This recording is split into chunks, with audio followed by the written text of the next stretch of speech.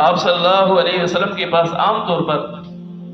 یعنی ہر روز کے اعتبار سے مہمان آ رہے ہیں، جتنوں کا حضور صلی اللہ علیہ وسلم خود بندوبست کر سکتے ہیں آپ صلی اللہ علیہ وسلم خود بندوبست کر رہے ہیں، باقی صحابہ رضی اللہ تعالیٰ عنہم اجمعین پر تقسیم کر رہے ہیں، اور حضرات صحابہ کرام رضی اللہ تعالیٰ عنہم اجمعین اپنی ذات پر اوروں کو ترجیح دے رہے ہیں۔ وَيُؤْثِرُونَ عَلَىٰ أَنفُسِهِمْ وَلَوْ كَانَ بِهِمْ خَصَاصَةٌ۔ اللہ تبارک و تعالیٰ حضرات صحابہ کرام کی تعریف فرما رہے ہیں کہ یہ صحابہ کرام تو ایسے ہیں، حضور صلی اللہ علیہ وسلم کے صحبت یافتہ ایسے بہترین زندگی گزارنے والے ہیں کہ یہ اپنی جانوں پر بھی اوروں کو ترجیح دینے والے ہیں، اپنی جانوں پر اوروں کو ترجیح دینے والے۔ تو کتنی ترجیح دینے والے؟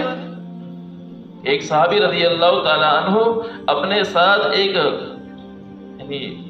مسافر کو، ایک سائل کو ساتھ گھر لے کر جا رہے ہیں،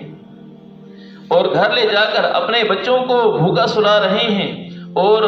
رات کو ان کو کھانا کھلا رہے ہیں، خود بھوکے سو رہے ہیں۔ صبح کو اللہ تبارک و تعالیٰ اللہ کے نبی صلی اللہ علیہ وسلم پر آیات اتار رہے ہیں کہ اللہ تعالیٰ کو اتنا محبوب ان کا عمل اتنا پسند آیا ہے کہ اللہ تبارک و تعالیٰ نے ان قرآن پاک میں ان کی تعریف فرما دی ہے، وَيُؤْثِرُونَ عَلَىٰ أَنفُسِهِمْ کہ یہ وہ لوگ ہیں حضرات صحابہ کرام جو اپنی جانوں پر اوروں کو ترجیح دیتے ہیں اگرچہ خود تنگ دست ہوتے ہیں۔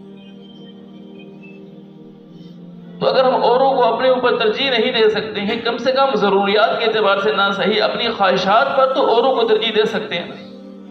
ایک طرف اپنی خواہش ہے اور ایک طرف اوروں کی ضرورت ہے، ہم اپنی خواہش پر اوروں کی ضرورت کو ترجیح دے سکتے ہیں۔ چلو ایک یہ ہے کہ ہماری اپنی ایک ضرورت ہے، ایک دوسری کی ضرورت ہے، اپنی ضرورت پر اوروں کی ضرورت کو ترجیح دینا مشکل نظر آتا ہے، تو کم سے کم اپنی خواہشات پر تو اوروں کی ضروریات کو ترجیح دی جا سکتی ہے۔ اللہ تعالیٰ حفاظت فرمائے ہمارے مال و دولت کا معاملہ کیا ہوتا ہے کہ اگرچہ رزق حلال کے اعتبار سے کوشش کی جاتی ہے، کمایا جاتا ہے، لیکن خرچ کرنے کے اعتبار سے کہاں کہاں خرچ ہو رہا ہے اس بات کی پرواہ نہیں کی جاتی۔ یعنی گناہوں کے کاموں میں خرچ کرنا تو آسان نظر آتا ہے، لیکن بھلائی کے کاموں پہ خرچ کرنا یہ مشکل نظر آ رہا ہے۔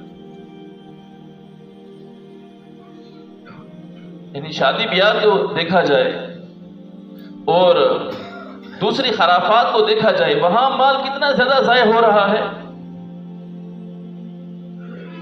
فضول میں کوئی ضرورت نہیں جس چیز کی، اس چیز کے اندر مال کو ایسا فضول ضائع کیا جا رہا ہے